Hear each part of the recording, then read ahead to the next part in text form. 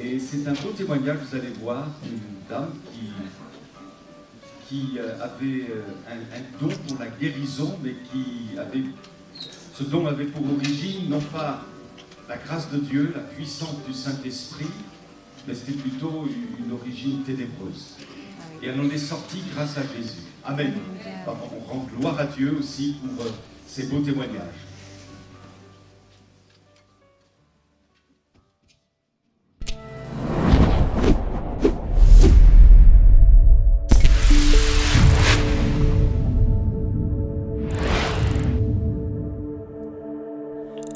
Parce que j'ai découvert un jour que ce que je faisais n'était pas fait au nom de Jésus.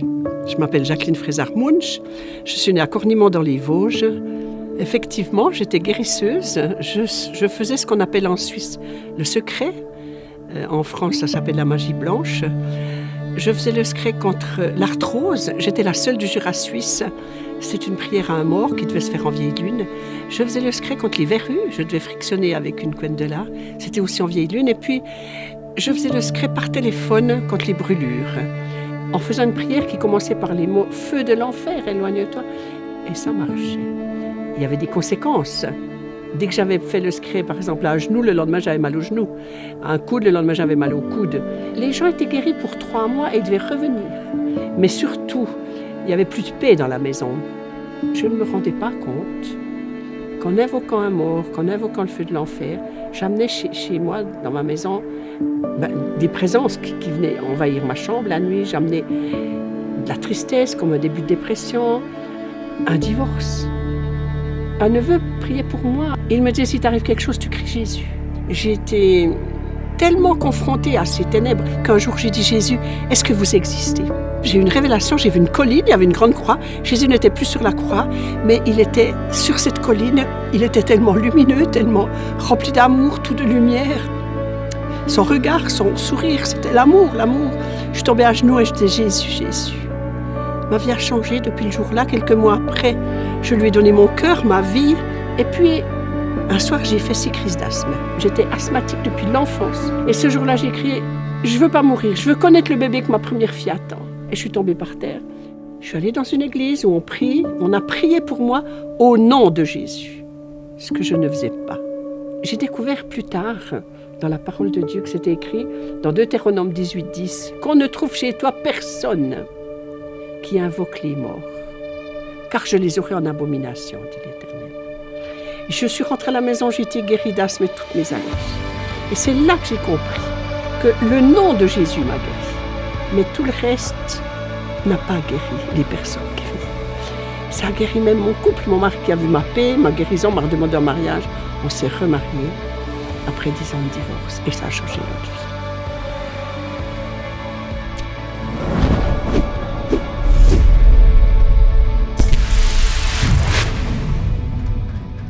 On loue ensemble le Seigneur et ensuite on va le célébrer de tout notre cœur. Amen.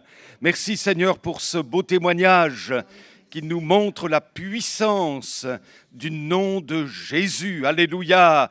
Et c'est ce nom-là qui nous délivre de l'oppresseur. Oh, gloire à toi, Seigneur. C'est bien toi que nous voulons célébrer ce matin, tous ensemble. Nous voulons t'acclamer, nous voulons être libres pour exprimer combien nous t'aimons, combien on est heureux de te connaître et que c'est bon d'avoir Jésus dans notre cœur. Alléluia. Et s'il y a des nouvelles personnes au milieu de nous, veuille les visiter, alléluia. Leur faire goûter à ce salut merveilleux. Et s'il y a des malades, eh bien, guéris-les au nom de Jésus, alléluia. Oh, nous proclamons celui qui vient bientôt. À lui la gloire. Nous sommes venus pour l'adorer, alléluia, le glorifier, notre cher Sauveur. Amen. Amen. Bonjour à tous. J'espère que vous allez bien dans la présence du Seigneur en ce dimanche matin. Voilà, vous avez peut-être remarqué ma voix qui n'est pas 100% en bon état. Oui, qui n'est pas 100% la mienne, donc je vous prie de m'aider et puis voilà, de chanter, louer le Seigneur. Alors là où est-ce qu'on est ? On est dans l'église d'Elbeuf, rue du 11 novembre 1918, mais aussi on est dans la maison du Père. Amen. Et je voudrais le chanter là, ce premier chant, c'est dans la maison du Père. Et on va le louer, l'adorer. Nous voici tous rassemblés avec la terre entière, mais aussi avec l'église d'Elbeuf. Déjà, premièrement, nous proclamons ta bonté. Amen. On y va ? Oui, vous pouvez vous lever, Dans la maison du Père, nous voici tous rassemblés. Avec la terre entière, nous proclamons ta bonté. Dans la maison du Père, dans la maison du Père, nous voici tous rassemblés. Avec la terre entière, nous proclamons ta bonté. Nous levons nos mains vers toi, Seigneur, vers l'auteur de notre joie. Nous te bénissons, libérateur, nous t'adorons, notre roi. Dans la maison du Père, nous voici tous rassemblés. Avec la terre entière, nous proclamons ta bonté. À genoux devant ta majesté, nous bénissons ton saint nom. Prosternés devant ta sainteté, tous émus nous t'adorons. Dans la maison du Père, nous voici tous rassemblés. Avec la terre entière, nous proclamons ta bonté. Nous reconnaissons ta grandeur, ta vérité. Tous émus, nous nous réjouissons, nous célébrons ta bonté. Dans la maison du Père, nos profits tous rassemblés. Avec la terre entière, nous proclamons ta bonté. Dans la maison du Père, nous voici tous rassemblés. Avec la terre entière, nous proclamons ta bonté. Amen. Amen. Amen. Je suis ami de Dieu, et même nous pouvons dire je suis enfant de Dieu. Et pareil, c'est ce que nous voulons chanter. Alléluia, je suis ami de Dieu. Qui suis-je pour que tu sois attentif à moi? Qui suis-je, moi? Moi, simple homme, pécheur. Et tu as tourné tes regards vers moi et maintenant je suis ami de Dieu et je suis enfant de Dieu parce que Jésus m'a racheté sur la croix. Amen.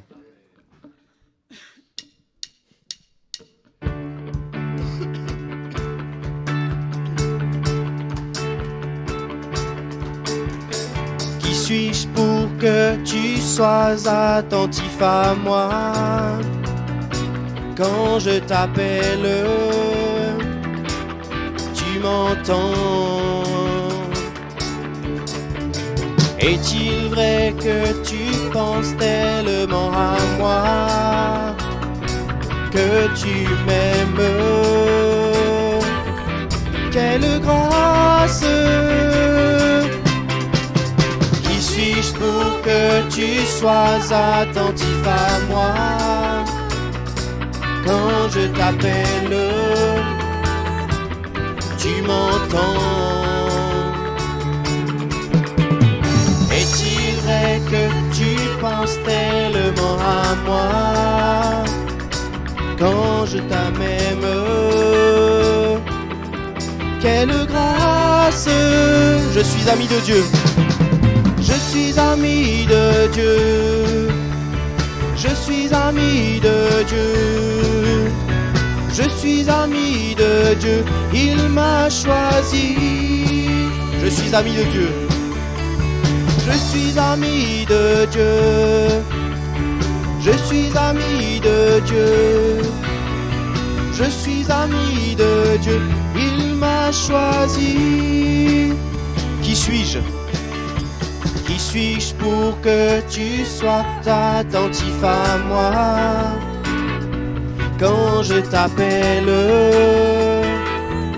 tu m'entends. Est-il vrai que tu penses tellement à moi? Quand je t'appelle, quelle grâce, quelle grâce, quelle grâce. Je suis ami de Dieu, je suis ami de Dieu, je suis ami de Dieu, il m'a choisi. Je suis ami de Dieu, je suis ami de Dieu, je suis ami de Dieu, il m'a choisi.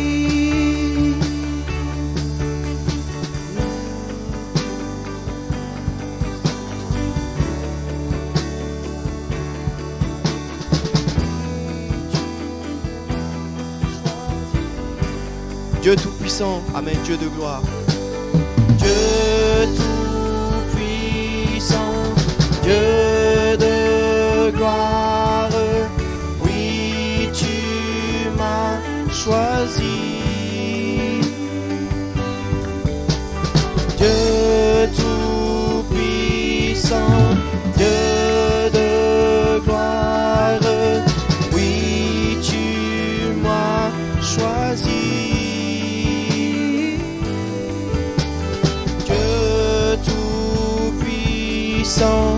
Dieu de gloire, oui, tu m'as choisi. Je suis enfant de Dieu, je suis enfant de Dieu, je suis enfant de Dieu, je suis enfant de Dieu, tu m'as choisi. Je suis enfant de Dieu, je suis enfant de Dieu, je suis enfant de Dieu, tu m'as choisi.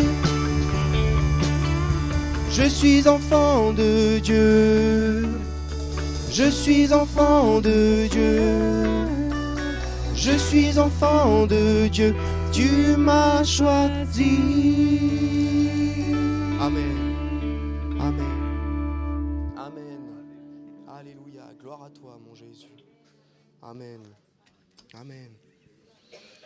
Et c'est vrai que nous sommes choisis par le Seigneur Jésus. Et maintenant que nous lui appartenons, eh bien, nous sommes une bonne offrande. Nous sommes une bonne odeur, un parfum de bonne odeur. Et nous voulons lui être agréables à chaque instant de notre vie parce qu'il nous a rachetés premièrement. Et en plus de ça, eh bien, il est avec nous chaque jour.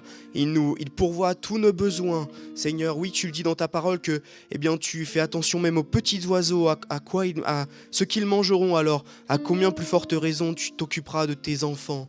Seigneur, merci parce que tu nous as rachetés et parce que maintenant, eh bien, nous sommes un parfum de bonne odeur pour toi et nous voulons être une offrande consacrée et perpétuelle et chaque jour pour toi, Jésus. Amen. Amen. Jésus. Amen. Jésus.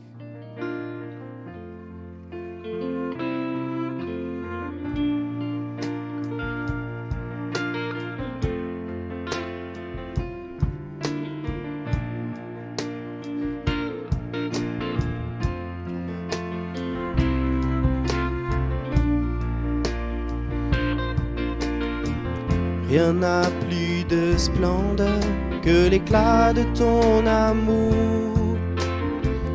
Il n'y a point d'ombre en ta présence. Qui peut vraiment oser se tenir devant le trône, devant ta face, ô Éternel? Mais c'est par ta grâce et c'est par ton sang, oh Jésus, que je viens. J'ai l'air d'un chant comme une offrande vers toi, mon roi. Nul ne mérite ses louanges ici-bas. Seigneur, reçois l'honneur et la gloire qui t'est due. Reçois mon offrande, ô Jésus. Amen. Reçois mon offrande, Jésus. Amen. Amen. Rien n'a plus de splendeur. Amen.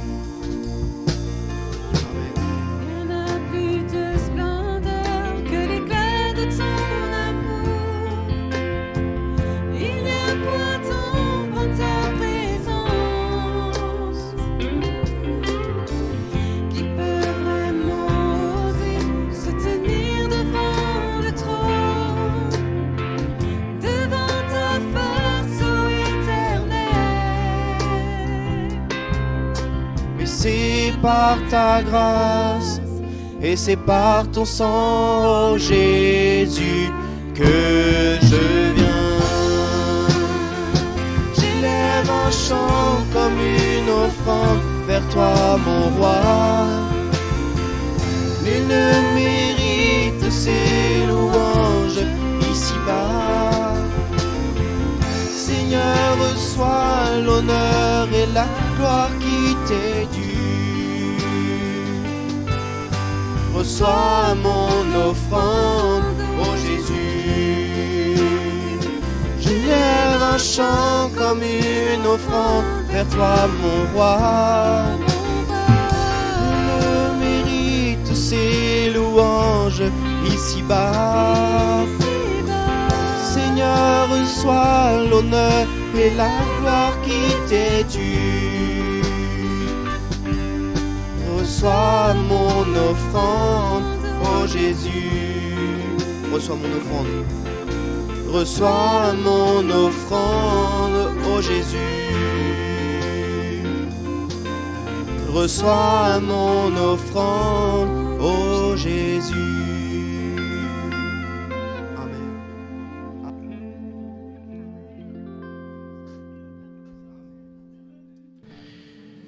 C'est vrai que la parole de Dieu, la Bible, est christocentrique. C'est-à-dire que de la Genèse jusqu'à l'Apocalypse, dans chaque livre, eh bien, il y a toujours la personne de Jésus sous telle ou telle facette, tel ou tel visage, forme. Mais la vie aussi, notre vie, doit être christocentrique. Et c'est vrai que Jésus doit être le centre de nos vies. Nous devons toujours faire, agir, penser, parler, regarder selon comme le Seigneur l'aurait fait et comme le Seigneur veut que nous fassions. Et c'est toujours une prière, moi, que je fais chaque jour, à chaque instant, c'est Seigneur, eh bien, fais que je fasse comme toi, que je sois comme toi, par ton esprit, que je puisse toujours avoir de bonnes pensées, des pensées qui te glorifient et qui bénissent les autres, des regards aussi d'amour, des gestes d'amour, Seigneur, enfin, que tout mon être puisse te ressembler un maximum, que je sois comme un miroir du ciel. C'est mon désir et ce que je voudrais que nous chantions, c'est Jésus soit le centre, soit le centre de nos vies dans les épreuves, dans les moments de bonheur de notre vie, dans les épreuves, il est toujours là et il doit être le centre de notre vie, de notre cœur. Amen. Amen. Amen.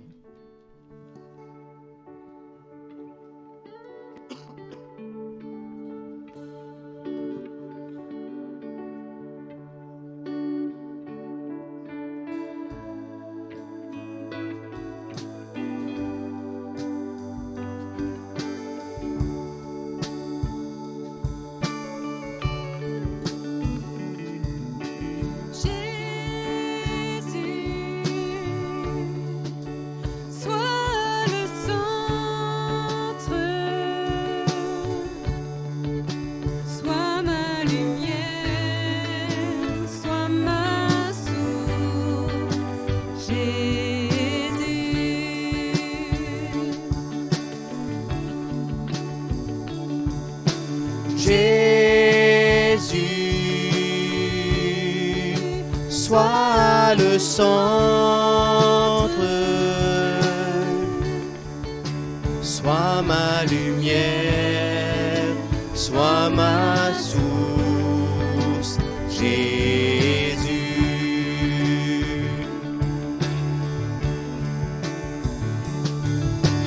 Jésus, sois le centre, sois mon espoir, sois mon chant, Jésus. Amen. Sois le feu dans mon cœur, sois le feu dans mon cœur, sois le vent dans mes voiles, sois la raison de ma vie, Jésus, Jésus.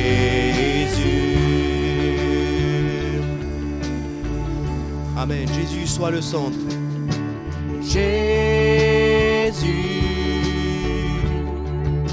sois le centre, sois ma lumière, sois ma source, Jésus.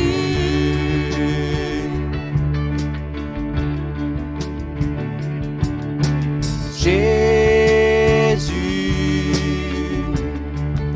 sois ma vision, sois mon chemin, sois mon guide, Jésus. Amen. Sois le feu dans mon cœur, sois le vent dans mes voiles, sois la raison de ma vie, Jésus, Jésus.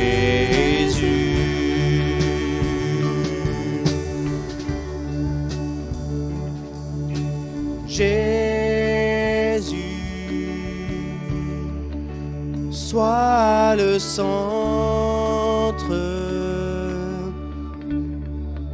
sois ma lumière, sois ma source, Jésus. Sois le feu dans mon cœur, sois le feu dans mon cœur, sois le vent dans mes voiles, sois la raison de ma vie, Jésus, Jésus. Amen, Amen, Amen, Amen. Voilà, j'avais prévu un chant de base pour la Sainte Seine. D'ailleurs, j'invite mes frères à s'approcher pour préparer la scène. Mais dans mon cœur, en fait, depuis le début de ces moments, en fait, je sens qu'il y a un chant qui brûle dans mon cœur. Voilà, c'est pas du tout un chant préparé, donc pardonnez nos imperfections. Mais c'est je laisse à tes pieds mes fardeaux. Et voilà, je sais pas si j'agis bien en squeezant l'autre chant que j'avais prévu et que je laisse ce chant là. Mais voilà, je pense que voilà, on peut laisser tourner ce chant là en le chantant, en distribuant la scène et puis en répandant nos cœurs. Si on est chargé, c'est vrai que l'esprit que nous a donné le Seigneur, c'est un esprit de consolation aussi. C'est un esprit de vérité, de force, mais de consolation aussi. Je vous enverrai mon consolateur, qui est écrit dans ta parole. Et je sais pas, ça brûle dans mon cœur. Alors pardonnez-moi, peut-être que je vais pas pouvoir chanter avec vous. Mais voilà, je suis heureux de chanter ce chant. Je sais pas pourquoi, j'avais pas du tout prévu. Mais voilà, on peut le chanter. Amen.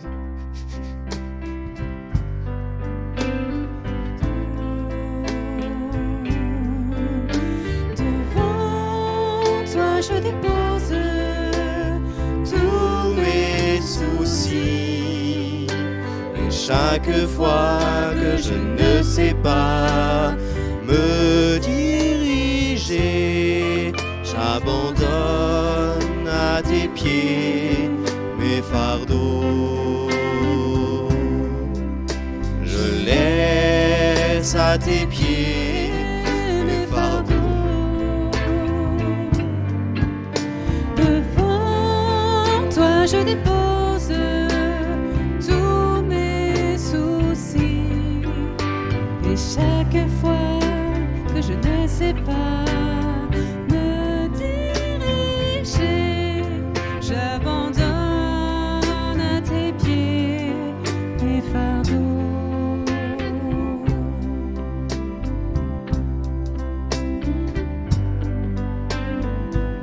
C'est vrai, Seigneur, que voilà, personnellement, je n'ai pas de gros fardeau particulier en ce moment dans ma vie. Mais je te laisse tous les tracas, tous les petits tracas de la vie quotidienne. Parce que je sais que tu ne t'occupes pas seulement que des grosses blessures, que des gros problèmes dans notre vie, mais tu t'occupes aussi des petites choses qui peuvent nous tracasser et qui peut être un simple grain de sable à vue humaine, mais qui peut enrayer toute la machine, qui peut vraiment bloquer toute la machine. Et je te laisse tous mes fardeaux, du plus petit au plus grand, à tes pieds, Jésus. Oh, par le Saint Consolateur, alléluia. Je t'aime et je t'adore, mon Jésus, et je veux que tu prennes tous mes fardeaux. Oh, prends tous mes fardeaux, Seigneur. Prends tout ce qui me pèse sur mes épaules en ce moment. Oh, Seigneur, sois béni, sois loué. Fais de même pour mes frères et sœurs dans cette assemblée. Oh, Jésus, que l'église d'Elbeuf soit soulagée de ce poids. Oh, Jésus, Jésus, oh Seigneur. Prends, Seigneur, prends, donne-nous ton joug léger, doux et léger. Seigneur, oh kaïra la digere teto toto to ka pa pa pa pa pa pa na teke desi.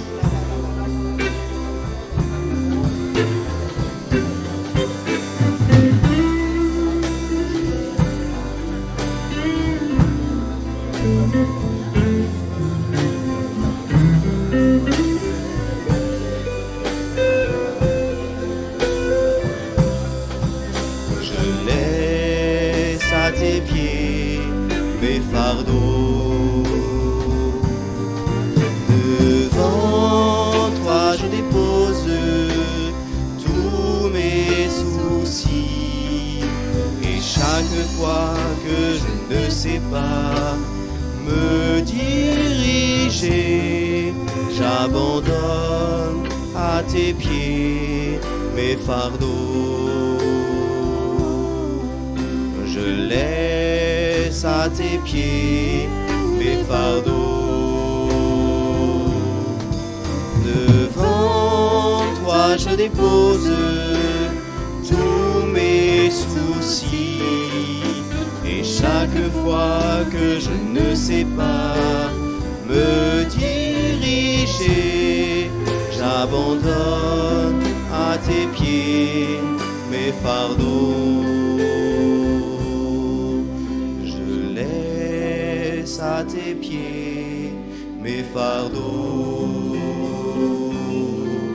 Devant toi je dépose tous mes soucis. Et chaque fois que je ne sais pas me diriger, j'abandonne à tes pieds mes fardeaux.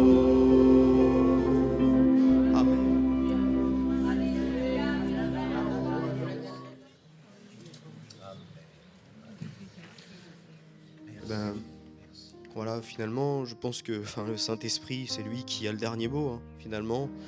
Et ce chant que j'avais décidé du coup de ne pas faire, eh bien, selon les prières, selon ce qu'a apporté Daniel, voilà, selon mon retour, eh bien, je pense qu'il faut le faire quand même. Et ce chant, c'est « La croix seule me suffit ». Et c'est vrai que... Excusez-moi. C'est vrai que... On peut s'attacher à plein de choses et peut-être des choses saines, voilà, ici-bas. Mais ça changera jamais de la croix, de ce qu'a fait Jésus sur la croix.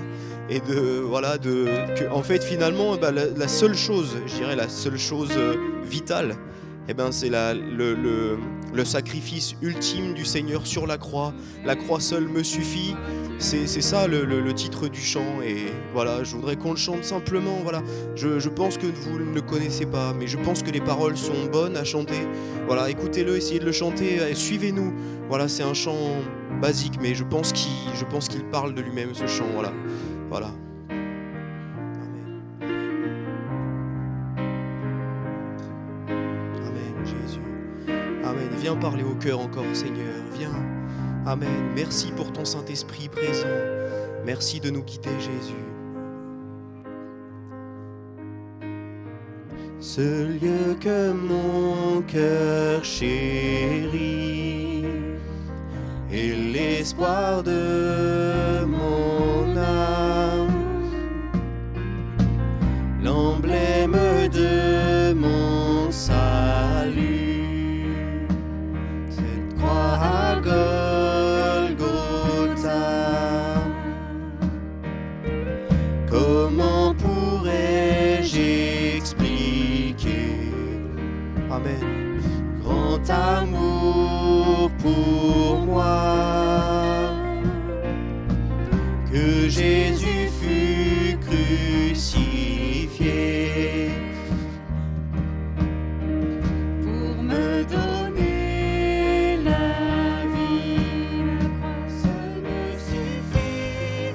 Bien d'autres je désire, ce qui m'était si cher. Je considère comme une perte afin de te connaître. Tout ce que je possède est pour moi sans valeur, car j'ai mesuré le prix et la croix seule me suffit. Amen. Ma confiance n'est pas dans l'or, la richesse. Alléluia. Ma confiance n'est pas dans l'or, ni les richesses du monde. Ma confiance est en Jésus, en aucun autre nom. La croix seule me suffit. Rien d'autre je désire, ce qui m'était si cher, je considère comme une perte afin de te connaître. Tout ce que je possède est pour moi sans valeur, car j'ai mesuré le prix et la croix seule me suffit.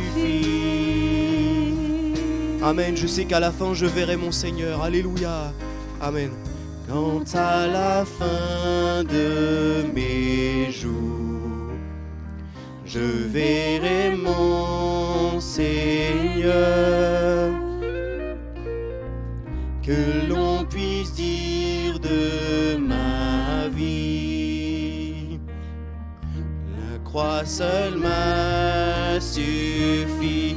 La croix seule me suffit, rien d'autre je désire.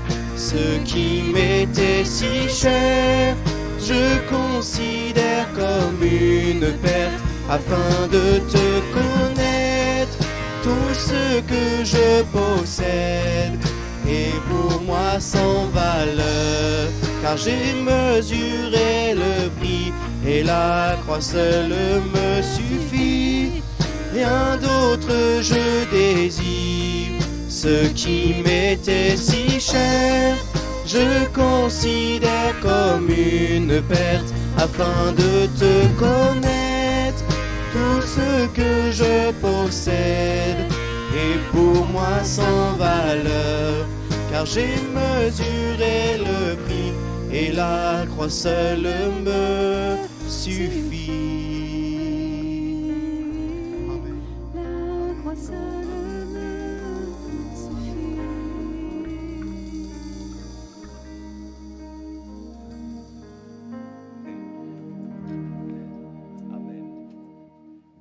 Gloire au Seigneur, Amen. Merci à nos bien-aimés qui nous ont introduits dans ce temps vraiment béni de prière, de louange. Amen. Nous poursuivons notre sujet. Quel est-il? Notre réflexion se porte sur les clés. Il y a des clés pour bâtir des fondations spirituelles solides. Nous en avons vu 3 jusqu'à maintenant. La première, c'est la relation personnelle avec Dieu dans le cadre de notre culte personnel. La deuxième clé, c'est d'accueillir Jésus non pas seulement comme notre sauveur, mais davantage encore comme notre roi. Et la troisième clé, c'est de laisser l'esprit de Jésus réussir dans notre vie, pour que nous devenions ce qu'il a toujours souhaité que nous devenions. Et la troisième clé pour bâtir des fondations spirituelles solides, eh bien, c'est le pardon. Parce que s'il n'y a pas en nous l'esprit du pardon, on va connaître des difficultés dans notre marche. Et c'est un sujet tellement important, alors je ne prétends pas ce matin vous faire la leçon, je m'exhorterai moi-même aussi avec vous dans cette réflexion concernant le pardon, mais nous avons là une autre clé qui peut ouvrir des portes, afin que la bénédiction coule sur notre vie. D'abord, vous dire que le pardon, la prochaine diapo, est un commandement divin. Ce n'est pas une option. Le Seigneur ne nous dit pas, si tu as à cœur de prier, vous l'avez lu ça dans la Bible, si tu as à cœur de prier, mais il est dit pardonne. Pardonne. C'est un commandement que le Seigneur nous a donné. Nous lisons dans Matthieu 18, versets 21 à 22, ce texte bien connu. Alors Pierre s'approcha de Jésus et lui demanda, Seigneur, si mon frère se rend coupable à mon égard, combien de fois devrais-je lui pardonner? Irai-je jusqu'à 7 fois? Non, lui répondit Jésus, je ne te dis pas d'aller jusqu'à 7 fois, mais jusqu'à 77 fois, 7 fois. Dans l'Épître aux Éphésiens, Paul nous dit au chapitre 4, versets 30 à 32, je lis dans la Bible du Sommeur, amertume, irritation, colère, éclat de voix, insultes, faites disparaître tout cela du milieu de vous, ainsi que toute forme de méchanceté. Soyez bons et compréhensifs les uns envers les autres, pardonnez-vous réciproquement comme Dieu vous a pardonné en Christ. Et enfin, en Colossiens, chapitre 3, verset 13, supportez-vous les uns les autres, et si l'un de vous a quelque chose à reprocher à un autre, pardonnez-vous mutuellement. Le Seigneur vous a pardonné, vous aussi, pardonnez-vous de la même manière. J'ai envie de dire que tout ça, nous le savons. Et nous avons certainement entendu un nombre certain de messages sur le pardon. Mais la réalité est celle-ci. Qu'en est-il de la pratique? Qu'en est-il de toi, mon frère, de moi? Qu'en est-il de nous dans ce domaine? Et à l'instant, je pense que vous réfléchissez à des situations. Peut-être au sein de votre couple, peut-être au sein de votre famille, au sein de votre travail, de votre voisinage, de vos relations d'une manière générale. Et quelque part, là, il peut y avoir comme un signal en nous en disant « Hey, là, tu es en train de repasser dans ton cœur des choses que tu as vécues et que tu n'as pas encore pardonnées. » Et il y a comme un poison dans ton cœur, quelque chose qui détruit ta vie intérieure, tout simplement parce que tu as encore de l'amertume, tu nourris encore de la rancune lorsque tu penses à cette situation qui t'a fait si mal. Alors mes amis, faut-il attendre qu'on ait envie de pardonner pour pardonner? Dans ce cas, il faudrait peut-être attendre longtemps. D'autres fois, nous pourrions dire, mais je ne peux pas pardonner. Oui, c'est vrai, on ne peut pas. De nous-mêmes, on ne peut pas pardonner. On a besoin de Dieu, on a besoin de Jésus, on a besoin du Saint-Esprit pour que le processus, parce qu'on va voir que le pardon est un réel processus, le processus du pardon soit installé en nous, s'établisse dans notre mentalité et que ce soit notre mode de fonctionnement. Peut-être avez-vous lu cet ouvrage d'un pasteur qui s'appelle Samuel Hatzakodian, et j'aime bien le titre de ce petit livret qu'il a écrit, « Le pardon est une puissance qui libère. » Pardonner nous libère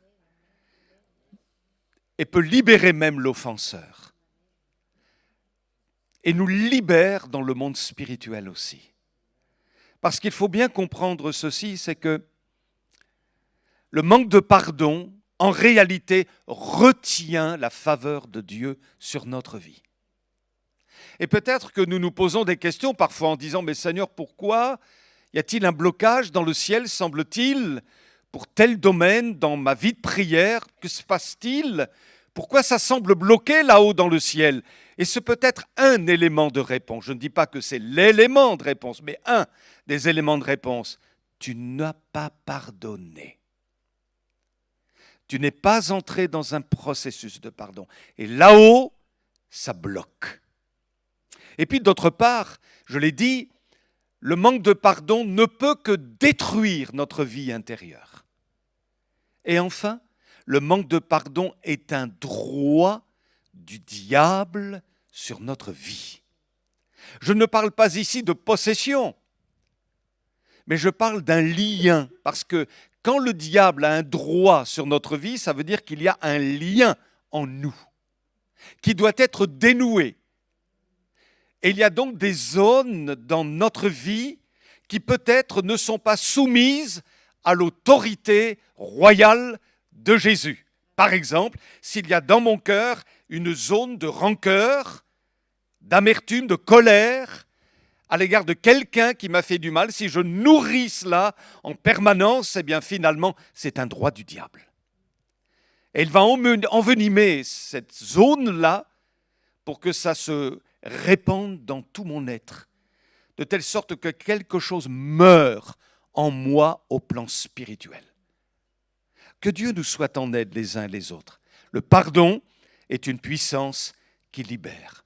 J'apprécie beaucoup ce texte dans le livre de Job au chapitre 42, verset 10. Avez-vous une explication au rétablissement subite de Job? On réfléchit, on se dit, effectivement, mais quel est l'élément déclencheur du rétablissement de Job après son incroyable épreuve? Eh bien, il y a un texte dans le livre de Job au chapitre 42, verset 10, qui nous donne un élément de réponse. Écoutez bien. L'Éternel rétablit Job dans son premier état quand Job eut prié pour ses amis. Quand Job eut prié pour ses amis. Et l'Éternel lui accorda le double de ce qu'il avait possédé. Comprenez-vous ce qui se passe? Quand Job eut à cœur de prier pour ses amis, Dieu lui a redonné le double de ce qu'il avait possédé. Mais il faut bien comprendre ici, et c'est étonnant, que le texte dise « prier pour ses amis ». Vous vous souvenez de ces fameux amis qui ont entouré Job? Et tant qu'ils ont gardé le silence, eh bien, ils étaient bénissants. À partir du moment où ils ont commencé à parler, à exhorter, ils ont été culpabilisants. Et donc, finalement, à un moment donné, Job leur dit « Mais vous êtes des consolateurs fâcheux ». Et les amis de Job sont devenus des ennemis qui lui ont fait du mal, en le culpabilisant à outrance, en lui disant « C'est parce que tu as péché que tu es dans cet état ». Or, il n'en était rien. Ses amis sont devenus des ennemis. Mais nous réalisons que quand Job a eu à cœur de prier pour ses ennemis, c'est-à-dire d'une manière sous-jacente, il leur a pardonné. Vous êtes d'accord avec moi? Vous suivez mon raisonnement? Il leur a pardonné dans la prière. Et tout à coup, il y a un déblocage. L'Éternel lui accorda le double de tout ce qu'il avait possédé. Gloire à Dieu. Le pardon, une puissance qui libère. Vous allez voir maintenant une photo. Est-ce que ça vous dit quelque chose, cette photo? Elle est connue. C'est la guerre du Vietnam, et cette jeune fille que vous voyez toute nue, touchée par l'impact d'un lancer d'une bombe au napalm, eh bien, cette petite s'appelle Kim Phuc. Et Kim Phuc a grandi évidemment depuis la guerre du Vietnam. On va voir une autre photo encore. Regardez l'état de son dos. Pauvre mignonne, elle a peut-être 8 ans à peu près. Voyez un peu ce que ça fait la guerre. Et on la revoit un peu plus tard, alors qu'elle est adulte, avec un bébé. Regardez l'état de son dos, à la suite de ce lancer de bombes au napalm. Et lors des commémorations de la fin de la guerre du Vietnam, Kim Phuc fit un discours absolument extraordinaire, et elle termine son discours par ces mots. Si je pouvais retrouver l'homme qui a permis à cette bombe d'être lancée sur nous, les Vietnamiens, et sur moi, eh bien je lui dirais qu'à cet homme, on ne peut pas changer l'histoire. Mais cependant, on peut essayer de défendre la paix.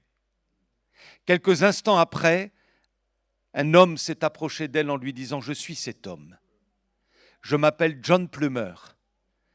Et c'est moi qui ai permis à cette bombe d'être lancée sur toi. » Et qu'a fait Kim Phuc? Elle a ouvert ses bras, elle a exprimé son pardon. Et ils se sont serrés l'un et l'autre, vous imaginez, dans leurs bras. En le faisant, regardez-les, elle a été libérée et son offenseur a été libéré aussi. Et savez-vous quoi? Ce John Plummer, le lendemain où la bombe a été lancée, il a quitté l'armée pour finir par devenir pasteur. C'est un beau témoignage. Ces deux personnes-là, cette femme aurait pu en vouloir à mort à cet homme. Qu'est-ce que tu m'as fait? Regarde l'état de ma peau et de tous ceux de mes compatriotes. Mais voyez ce que fait l'amour de Christ à travers le pardon. Béni soit le Seigneur. On va donc essayer ensemble d'aller plus loin dans notre réflexion en nous posant des questions sur le pardon. La première question est celle-ci. Je pardonne, vrai ou faux, que si mon offenseur répond à certaines conditions. C'est-à-dire, je te pardonne si tu es un peu plus gentil avec moi. Je te pardonne si tu as de meilleures dispositions à mon égard. Je te pardonne dès que je te pardonne dans la mesure où. Or, bibliquement parlant, ce n'est pas le pardon selon Dieu. Parce que le pardon selon Dieu, il est sans condition. C'est clair, hein?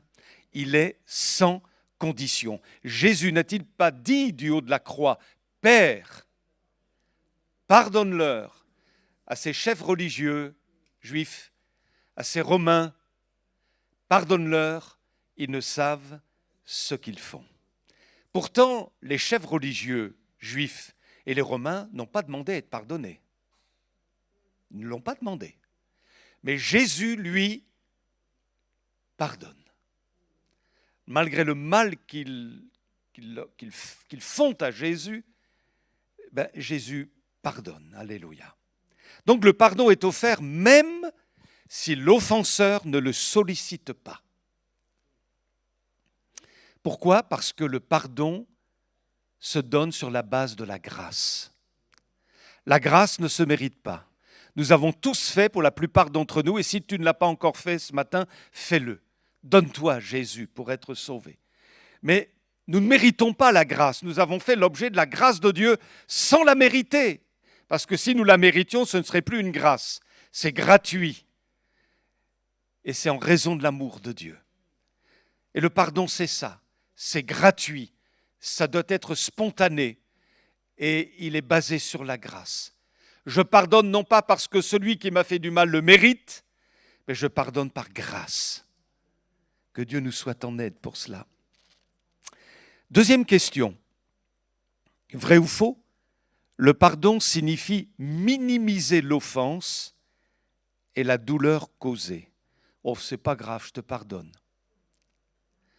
Or, mes bien-aimés, vous le savez comme moi, l'offense blesse terriblement et provoque des douleurs morales et psychologiques incroyables, même physiques. Vous imaginez quelqu'un qui vous est cher, qui est devant vous, un chauffard ivre percute cette personne, la blesse ou la tue. Qu'est-ce qu'on fait avec ça? Qu'est-ce qu'on fait avec ça? Ou on finit notre vie à en vouloir à cette personne, à ce chauffard ivrogne, et finalement ça se transforme en haine, jusqu'à dire mais cet homme-là je le tuerai. Vous imaginez ce que je veux dire, humainement parlant? L'offense, elle blesse terriblement. Certains ont connu une enfance terrible parce qu'ils ont été abusés. Ça détruit quelque chose au plus profond d'eux alors qu'ils sont adultes aujourd'hui. Que faire avec l'offenseur? Que faire? Là encore, faut-il laisser la colère habiter nos cœurs jusqu'à ce que nos yeux se ferment? Que faire? Et ceux qui ont ruiné notre réputation, notre mariage, des gens qui nous ont fait vraiment du mal, alors on ne va jamais dire « je te pardonne, c'est pas grave ». Non. C'est une manière de dévaluer, me semble-t-il, le pardon. Un théologien qui s'appelle Jacques Buchold a dit une chose qui m'a interpellé, je vais vous le citer. L'offense nous inflige des blessures. Anne a pleuré face à la moquerie de sa rivale Pénina. Jésus a été profondément peiné de son rejet par Jérusalem. La réaction de colère face à l'offense est-elle toujours un mal dû à notre nature pécheresse? N'est-elle pas aussi une réaction légitime face au péché? L'Écriture enseigne que nous ne devons pas être indifférents face au péché, face au mal. Dans l'Apocalypse, l'âme des croyants égorgés réclame justice. Paul reconnaît de son côté qu'il y a une place pour la colère dans la vie du croyant. Éphésiens 4, 26, lorsque vous vous mettez en colère, il ouvre une porte là. Ne péchez pas néanmoins. Nous n'assistons jamais aux offenses qu'on nous a faites comme de simples spectateurs. Ne pas réagir serait anormal. Certains, submergés par un sentiment de colère qu'ils ressentent, le refoulent, écrasés par la culpabilité que leurs sentiments suscitent en eux et tombent parfois dans la dépression. Le pardon n'a rien du refoulement amnésique de l'offense. Et écoutez bien, on a le droit d'être indigné. On a le droit d'être indigné. Mais pas de se laisser dominer par son indignation, car ça peut dégénérer. Que le soleil ne se couche pas sur votre colère. C'est beau. J'ai trouvé intéressant cette réflexion. Quelqu'un a dit, le prix du pardon est à la hauteur de l'offense qu'on nous a faite ou des dégâts qui nous ont été faits. Donc, le pardon ne minimise pas l'offense. Une autre question maintenant. Si je pardonne, je dois rétablir systématiquement la relation avec celui ou celle qui m'a offensé. Alors j'entends des réponses. Non. Quelqu'un dira, mais Daniel, pardonner, n'est-ce pas se réconcilier? Tu as pardonné ou tu n'as pas pardonné? Vous comprenez ce que je veux dire? Je vais peut-être vous choquer, mais je vais vous dire, parfois, il y a des relations toxiques. Vous avez pardonné, hein? Vous avez pardonné sincèrement. Mais vous savez qu'il faut prendre quand même un certain recul. Parce que si vous ne prenez pas ce recul, ça vous détruira. Et ça, c'est une réalité que chacun peut avoir expérimentée d'une manière ou d'une autre. Je crois que l'aboutissement du pardon, c'est la réconciliation. Oui, l'aboutissement du pardon, c'est la réconciliation. Mais il y a une condition à la réconciliation. Vous savez laquelle? C'est que on doit attendre la repentance de l'offenseur. S'il n'y a pas de la part de l'offenseur une demande de pardon, on ne peut pas être réconcilié. Lorsque Jésus a dit, on l'a cité tout à l'heure, pardonne-leur, ils ne savent ce qu'ils font, il n'y a pas eu réconciliation pour autant avec les chefs religieux juifs et les Romains. Jésus a pardonné, mais il n'y a pas eu réconciliation avec eux, sauf pour ceux qui sont venus à lui finalement ou dans la prière pour dire « Pardon Jésus ». Et dans ce cas-là, sur la base du pardon, eh bien, ils ont été réconciliés. Il y a eu réconciliation. Béni soit Dieu. Poursuivons notre réflexion. Le pardon est-il la même chose que la confiance? Le pardon est-il la même chose que la confiance? Alors, pas forcément. Je pense qu'il y a une différence entre accorder son pardon à une personne et faire confiance à cette personne. Pourquoi? Parce que le pardon, il est, on l'a dit, instantané et gratuit. Mais la confiance, écoutez-moi bien, la confiance, quand elle a été trahie, elle se gagne. On n'est plus sur la base de la grâce. La confiance se gagne. Je vais vous donner un exemple. Alors, c'est un exemple un peu, un peu grossi, voilà. C'est une chrétienne qui est battue par son mari ivrogne. Donc, je mets le gros trait là. Hein. Une chrétienne qui est battue par son mari ivrogne. Les enfants sont maltraités avec le papa. Alors, qu'est-ce qu'elle va faire? Légitimement, elle va faire des démarches auprès des instances sociales et auprès de la police pour que son mari ne puisse plus rentrer à la maison tant qu'il ne change pas. Pourquoi? Parce qu'il y a un danger. Les enfants sont en danger. Et c'est normal que cette chrétienne demande protection. Maintenant, imaginez que ce fameux mari revienne à la maison et frappe. « Ouvre-moi, ouvre-moi !» Alors elle dira « Non, non, non, non, non !» Et ce mari de dire « Mais t'es chrétienne ou t'es pas chrétienne ?» Et je croyais, moi, que les chrétiennes devaient demander pardon. Alors, tu vas m'ouvrir. Et cette femme de dire « Mais je t'ai pardonné. Je t'ai pardonné. Et parce que je t'ai pardonné, je te donne aussi la possibilité de changer. Mais écoute-moi bien, tu ne rentreras pas pour le moment, car j'attends, moi, ton pardon sincère pour que tu regagnes ma confiance. Et pour que tu regagnes ma confiance, après tout ce que tu m'as fait depuis tant d'années, ça va me demander un petit peu de temps. Vous comprenez?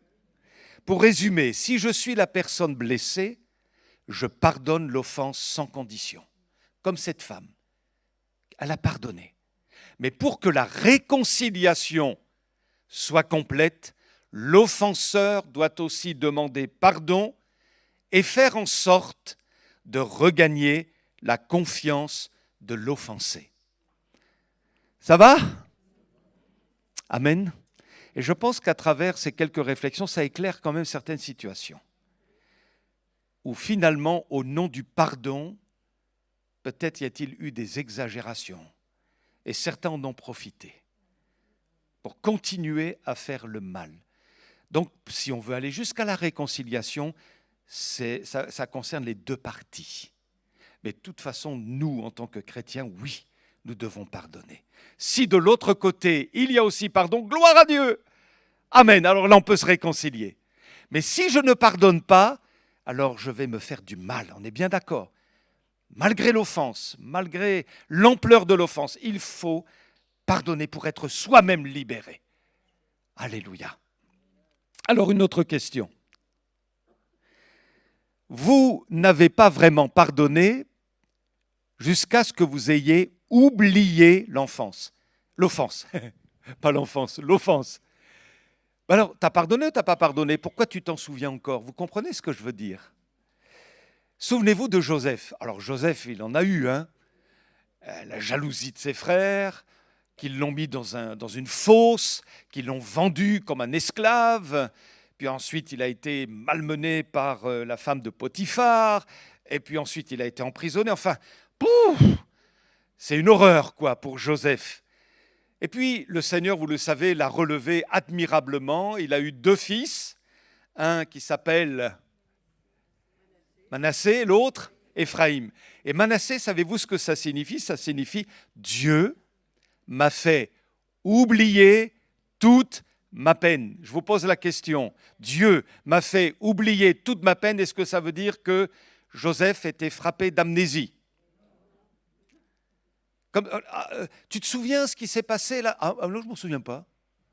Ah, mais tu as été jeté dans une fosse? Ah bon? Mais tu as été emprisonné? Ah tiens, première nouvelle. J'ai oublié tout parce que j'ai pardonné. Vous comprenez ce que je veux dire? En fait, Joseph n'a rien oublié du tout. Et quand il dit « Dieu m'a fait oublier toute ma peine », oui, dans le sens où quand j'y repense, l'amertume ne remonte pas à la surface. Et c'est là la puissance du pardon. Amen. Je me souviens de ces moments un petit peu compliqués que j'ai eus avec mon papa quand j'étais petit. Et c'est vrai que dans mon cœur, il y a eu de l'amertume. Et je suis devenu un petit ado un peu haineux, vous voyez. Et quand je me suis converti, instantanément, d'une part, j'ai reçu le salut de mon âme, mais sans que je n'ai eu quoi que ce soit à faire, j'ai reçu cette grâce de pardonner à mon Père. Et je n'ai oublié aucune chose qu'il a pu faire contre ma mère ou quoi que ce soit. Je n'ai oublié aucune scène, rien. Mais quand j'y pense, je suis libéré. Voilà, vous comprenez? Et vous l'avez vécu, vous aussi. Voilà, vous revoyez la personne, vous êtes libéré. Le pardon est passé par là et eu des effets bénissants, libérateurs, guérissants. Gloire au Seigneur. Maintenant, ça peut parfois demander du temps.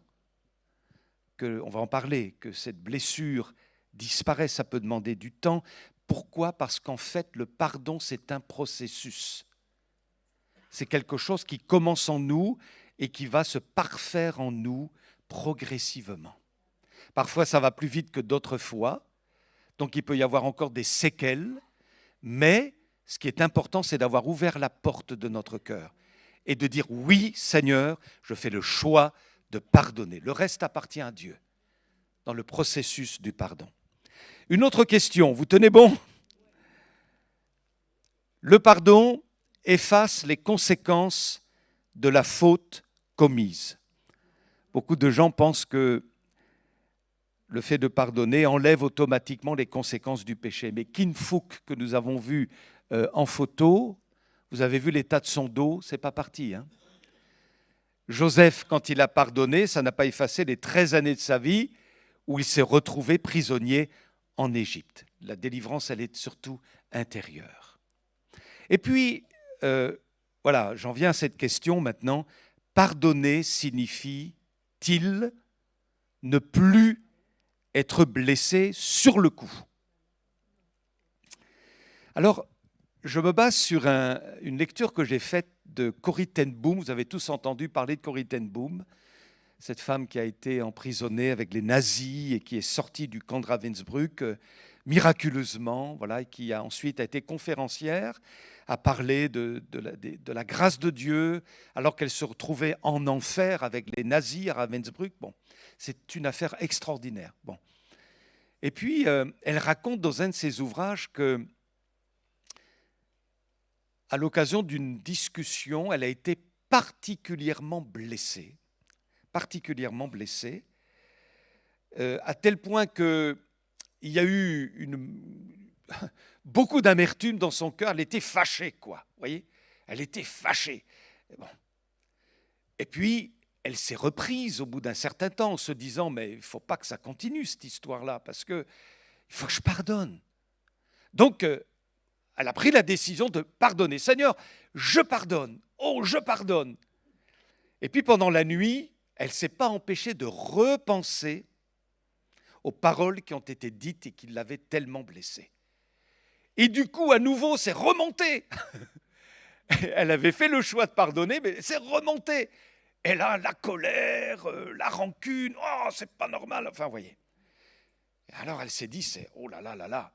Elle est allée voir son pasteur de l'époque. Elle lui a expliqué la situation. Et son pasteur a eu une image formidable. Il lui a dit, écoute, Cory, dans certains villages, il y a des clochers avec une cloche qui sonne quand on tire sur la corde. Et qu'est-ce qui se passe quand on lâche la corde ? Eh bien, le son diminue progressivement. Et alors, il lui a dit, mais c'est comme ça le pardon. Quand tu décides de pardonner, c'est une manière à toi de lâcher la corde. Mais tu te rends bien compte qu'il y a les ding-dong qui continuent encore et qui finissent par ralentir progressivement. Eh bien, c'est ça. Quand on pardonne, quand on a pris la décision de pardonner, ça ne veut pas dire que le ressentiment ne va jamais revenir. En tout cas, au début. Ce sont les fameux ding-dong de la cloche. Ça continue, même si on a lâché la corde. Mais au bout d'un certain temps, ça s'arrête. C'est un processus.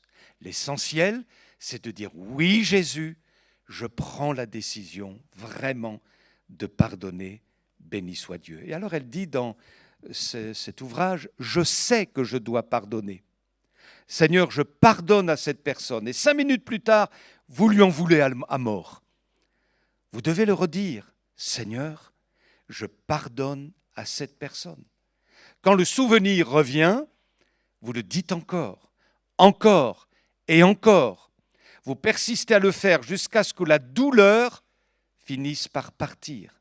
Vous devrez répéter le processus aussi longtemps que nécessaire. Oui, c'est un processus. Et on conclut par un acrostiche. Vous voyez, en vertical, vous avez le mot pardon. Et à chaque lettre, une petite phrase. Pardon. P, prier pour l'offenseur.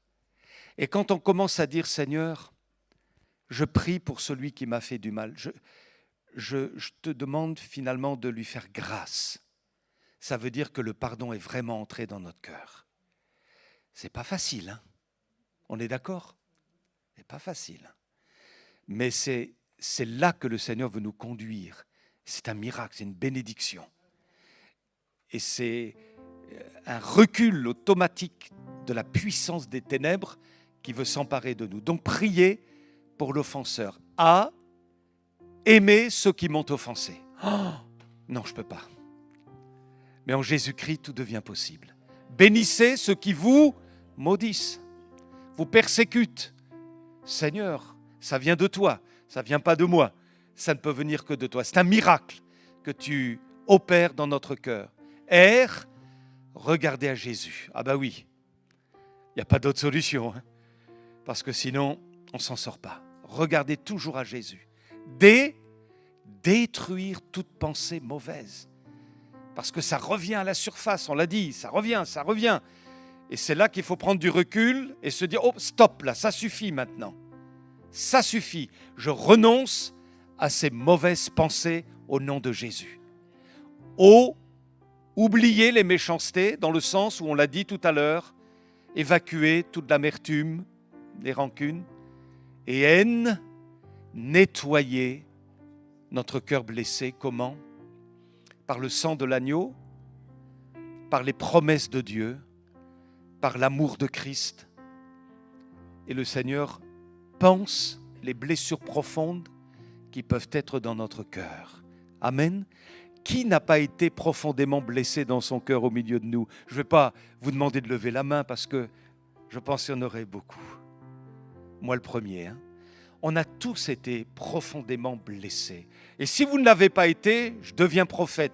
Vous allez l'être. Rassurez-vous, ça fait partie de la vie sur la terre.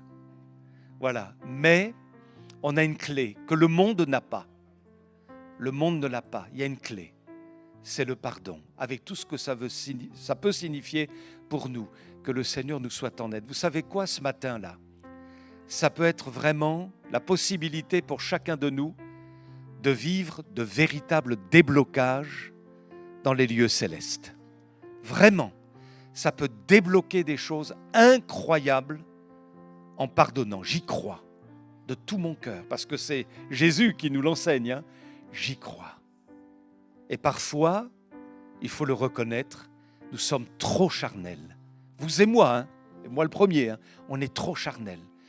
Et on ne règle pas les choses dans le pardon. Alors on prend la scène, on chante tout ça, mais dans le fond de notre cœur, on n'a pas réglé la situation. Alors il faut évacuer. Et même si en face de nous, on n'a pas quelqu'un qui comprend, qui pardonne, tant pis. Nous, on le fait. Seigneur, tu nous libères. Je te demande pardon. D'abord d'avoir ressenti tout ce que j'ai ressenti, mais c'est normal, je suis un être humain. Et puis, Seigneur, cette personne-là qui m'a blessé, je lui pardonne en ton nom. Alléluia. Après, si tu permets la réconciliation, c'est encore mieux. Amen. Mais que Dieu fasse grâce. On prie ensemble. Merci, Seigneur, pour ces moments de guérison pour chacun de nos cœurs. Seigneur, nous avons parfois du ressenti qui débouche sur de la rancune, de la colère, pour ne pas dire de la haine cachée. Nous ressentons cela à l'égard d'une personne, peut-être de notre famille, ou quelqu'un qui nous a fait du mal dans une situation particulière. Eh bien, nous te demandons de nous délivrer. Donne-nous la force, par le Saint-Esprit, d'obéir à cette injonction divine. Pardonne. C'est dur, Seigneur, c'est dur. Quand tout notre être est malmené, quand nous avons ressenti quelque chose, quand l'offense a été tellement forte en nous, mais oui, c'est ta volonté. Nous pardonnons, Seigneur. Et nous voulons mettre à mort toute notre rancune, notre colère ou notre haine, tout notre ressentiment. Nous le jetons sur la croix. Seigneur, déjà cette première démarche est libératrice et elle peut aller jusqu'à la délivrance de notre offenseur. Fais-nous grâce, Seigneur, que nous vivions de belles expériences comme Kin Fook et John Plumer en leur temps, qui ont vécu cette belle expérience de la réconciliation. Tout est possible à toi, Seigneur. Alléluia. Seigneur, que vraiment, au nom de Jésus, nous ayons des fondations solides, qui ne soient pas ébréchées par un manque de pardon. Fais-nous grâce ce matin. Tu sondes nos cœurs. Peut-être nous rappelles-tu des situations qu'on a vécues qui n'ont pas été vraiment réglées. Eh bien, Seigneur, ce matin, devant toi, nous le faisons. Au nom de Jésus. À toi la gloire pour le Saint-Esprit, notre divin pédagogue, qui vient nous parler ce matin au plus profond de nous-mêmes. À toi la louange, à toi l'honneur et à toi la gloire, Jésus. Amen. Amen. Merci.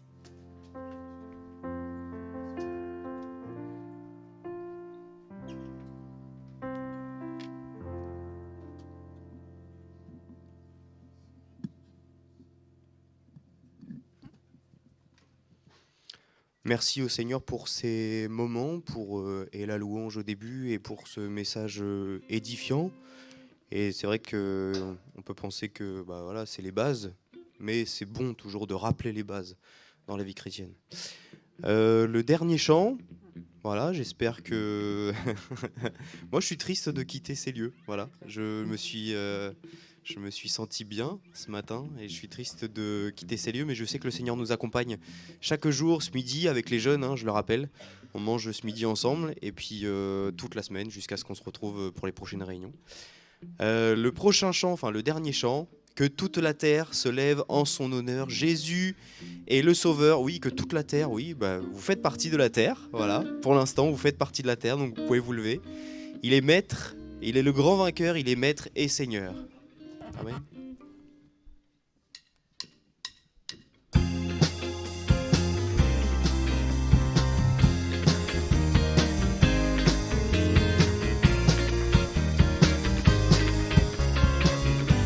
Amen, on y va?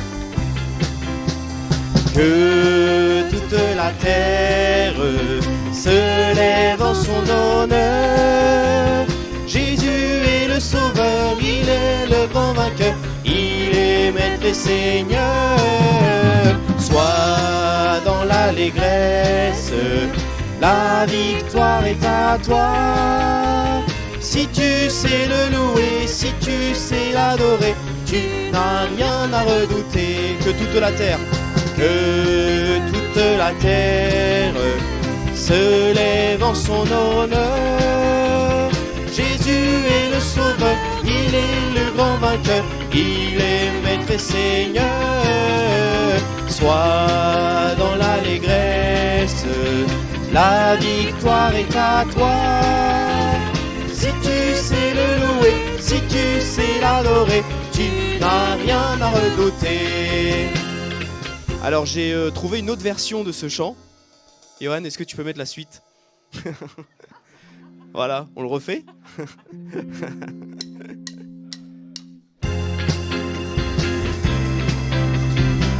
On peut taper des mains.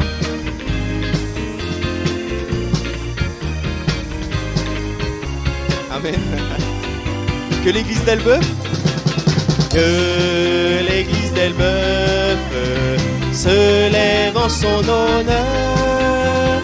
Jésus est le Sauveur, il est le grand vainqueur, il est maître et Seigneur. Je suis dans l'allégresse, la victoire est à moi.